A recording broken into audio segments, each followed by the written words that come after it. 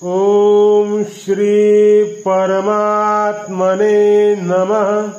अध्याय 12 श्लोक 13-14 भावार्थ। अद्वेष्टा सर्वभूतानां मैत्रः करुण एव च निर्ममो निरहंकारः समदुःखसुखक्षमी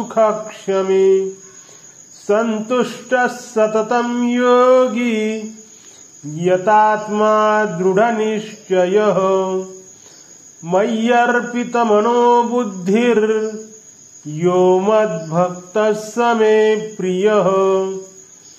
प्राणीमात्राविषयी द्वेषभाव रहित, सर्वांचा मित्र आणि दयाळू, ममता रहित, अहंकार रहित, सुखदुःख प्राप्तीत सम, क्षमाशील, निरंतर संतुष्ट, योगी, शरीराला वश करून घेतलेला, दृढनिश्चयी, मनबुद्धी मला अर्पित केलेला असा जो माझा भक्त आहे तो मला प्रिय आहे।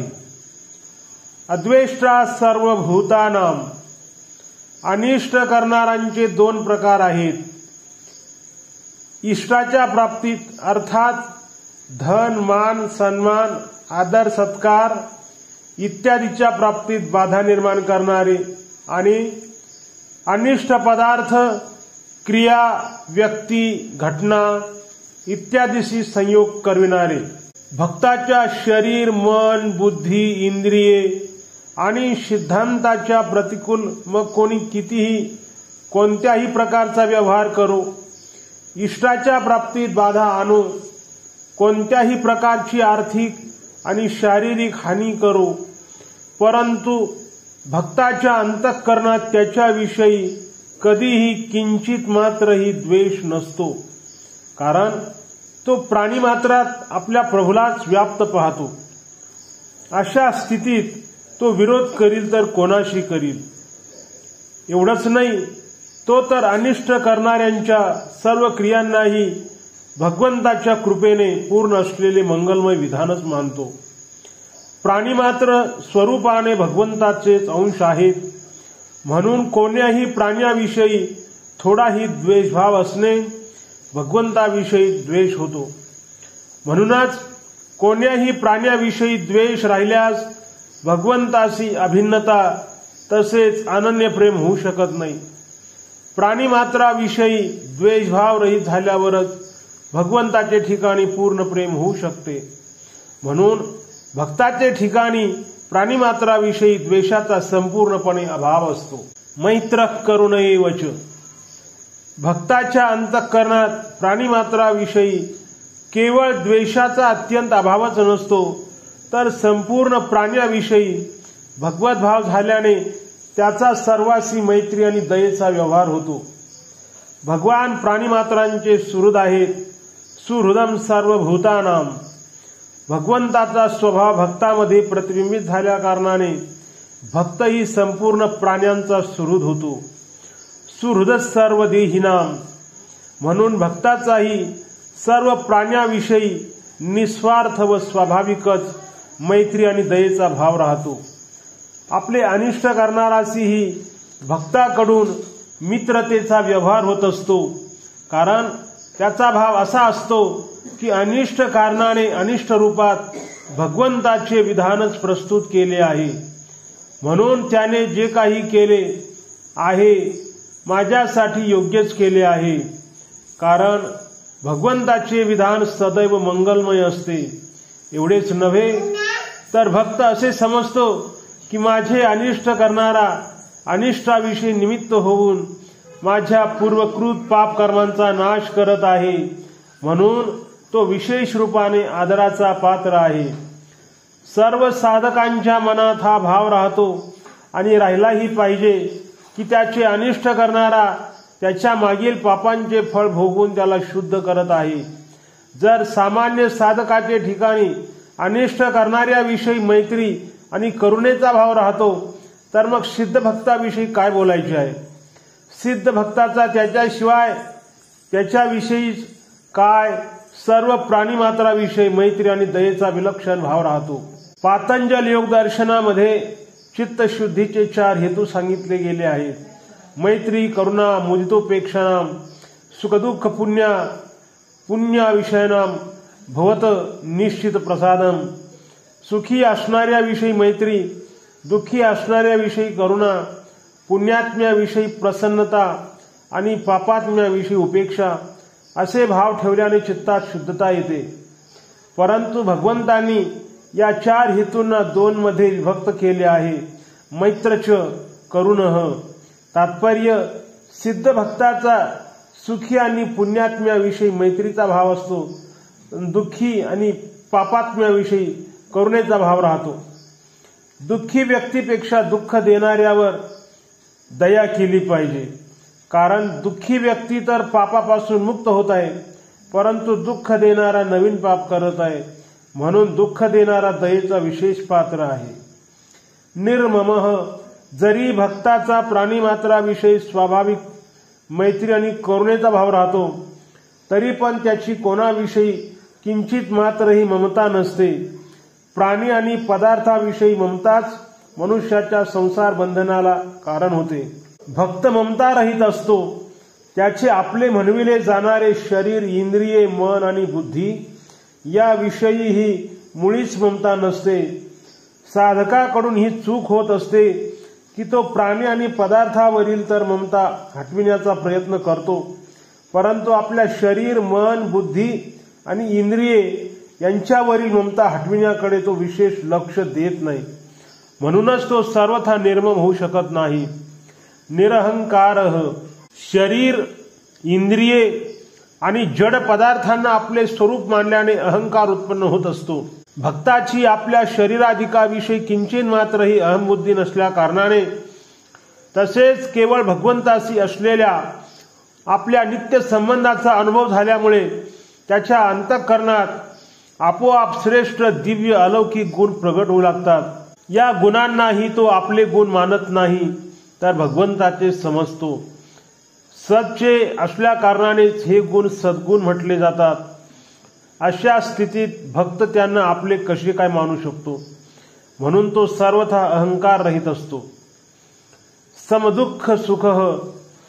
भक्त सुखदुःखाच्या प्राप्तीत सम राहतो, अर्थात अनुकूलता, प्रतिकूलता त्याच्या अंतःकरणात राग, द्वेष, हर्ष, शोक इत्यादी विकार उत्पन्न करू शकत नाहीत. गीतेमध्ये सुखदुःख पद अनुकूल प्रतिकूल परिस्थितीसाठी जी सुखदुःख उत्पन्न करण्यात हेतू आहे, तसेच अंतःकरणात होणाऱ्या हर्ष, शोकादी विकारासाठीही आलेले आहे. अनुकूल आणि प्रतिकूल परिस्थिती मनुष्याला सुखी दुःखी करूनच त्याला बंधनात टाकते. म्हणून सुखदुःखामध्ये सम होण्याचा अर्थ अनुकूल अथवा प्रतिकूल परिस्थिती प्राप्त झाल्यास आपल्यात हर्ष, शोकादी विकारांचे न होणे असा आहे. भक्ताचे शरीर, इंद्रिये, मन, सिद्धांत इत्यादींच्या अनुकूल अथवा प्रतिकूल प्राणी, पदार्थ, परिस्थिती, घटना इत्यादीचा संयोग अथवा वियोग झाल्यास त्याला अनुकूल आणि प्रतिकूलतेचे ज्ञान तर होते, परंतु त्याच्या अंतःकरणात हर्ष, शोकादी कोणतेही विकार उत्पन्न होत नाहीत. या ठिकाणी ही गोष्ट लक्षात ठेवण्यासारखी आहे की कोणत्याही परिस्थितीचे ज्ञान होणे हा काही स्वतःचा दोष नव्हे, तर त्यापासून अंतःकरणात विकार उत्पन्न होण्याचे दोष आहे. भक्त राग, द्वेष, हर्ष, शोक इत्यादी विकारापासून सर्वथा रहित असतो.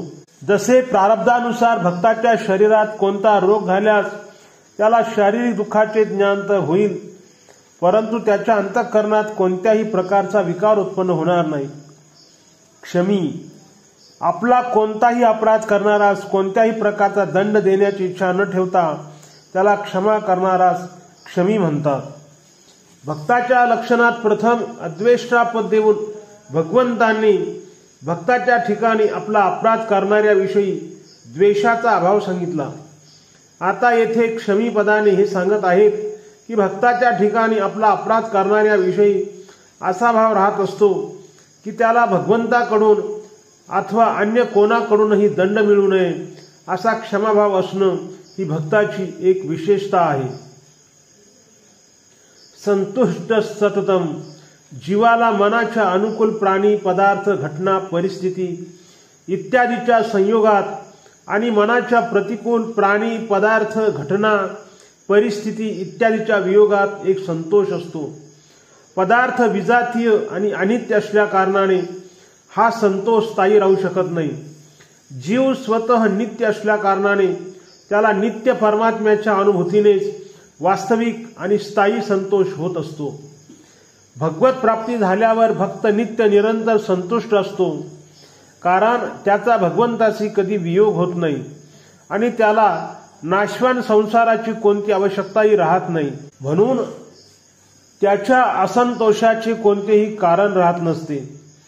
या संतुष्टतेमुळे तो संसाराच्या कोणत्याही प्राणी पदार्थाविषयी किंचित मात्रही महत्वबुद्धी ठेवत नाही.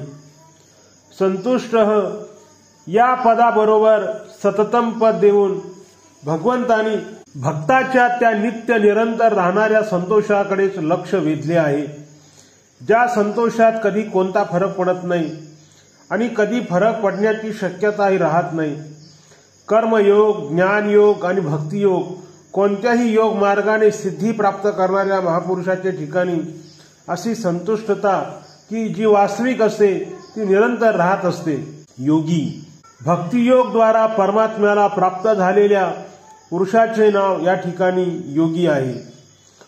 वास्तविक कोण्याही मनुष्याचा परमात्म्याशी कधी वियोग झाला नाही, होत नाही, होऊ शकत नाही आणि होणे शक्यही नाही. या वास्तविकतेचा ज्याने अनुभव घेतलाय तोच योगी आहे. यतात्मा ज्याचा मन, बुद्धी, इंद्रियांसह शरीरावर पूर्ण अधिकार आहे तो यतात्मा आहे.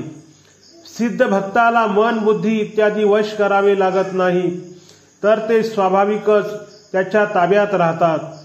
म्हणून त्याच्यामध्ये कोणत्याही प्रकारचे इंद्रियजन्य दुर्गुण, दुराचार उत्पन्न होण्याची शक्यताच राहत नाही. वास्तविक मन, बुद्धी, इंद्रिये स्वाभाविक रीतीने सन्मार्गावर चालण्यासाठीच आहेत, परंतु संसाराशी आसक्तीयुक्त संबंध असल्याने हे मार्गच्युत होतात. भक्ताचा संसाराशी किंचिन मात्रही आसक्तीयुक्त संबंध राहत नाही, म्हणून त्याची मन, बुद्धी, इंद्रिये सर्वथा त्याच्या वशमध्ये असतात. म्हणून त्याची प्रत्येक क्रिया दुसऱ्यासाठी आदर्श असते. असे पाहण्यात येते की न्याय्य मार्गावर चालणाऱ्या सत्पुरुषांची इंद्रिये सुद्धा कधी कुमार्गगामी होत नाहीत. जसे राजा दुष्यंतची वृत्ती शकुंतलेकडे गेल्याने त्यांना असा दृढ विश्वास होता की ही क्षत्रिय कन्याच असली पाहिजे, ब्राह्मण कन्या नव्हे. कवी तुलसीदासांच्या कथनानुसार जेथे संशय असेल तेथे सत्पुरुषाच्या अंतःकरणाची प्रवृत्तीच प्रमाण असते. जर न्यायशील सत्पुरुषाच्या इंद्रियांची वृत्ती ही सहज कुमार्गाकडे वळत नाही, तर सिद्ध भक्ताची जो न्याय धर्मापासून कधी कोणत्याही अवस्थेत च्युत होत नाही, त्याची मनबुद्धी इंद्रिये कुमार्गाकडे कशी जाऊ शकतील. दृढ निश्चय सिद्ध महापुरुषाच्या दृष्टीत संसाराच्या स्वतंत्र सत्तेचा संपूर्णपणे अभाव राहतो. त्याच्या बुद्धीत एका परमात्म्याचीच अटळ सत्ता राहत असते. म्हणून त्याच्या बुद्धीत विपर्यय दोष, प्रतिक्षण बदलणाऱ्या संसाराचे स्थायी दिसणे हा दोष राहत नसतो. त्याला एका भगवंताशीच आपल्या नित्यसिद्ध संबंधाचा अनुभव होत राहतो. म्हणून त्याचा भगवंताच्या ठिकाणी दृढ निश्चय असतो. त्याचा हा निश्चय बुद्धीत राहून स्वमध्ये असतो, ज्याचा आभास बुद्धीत प्रतीत होतो.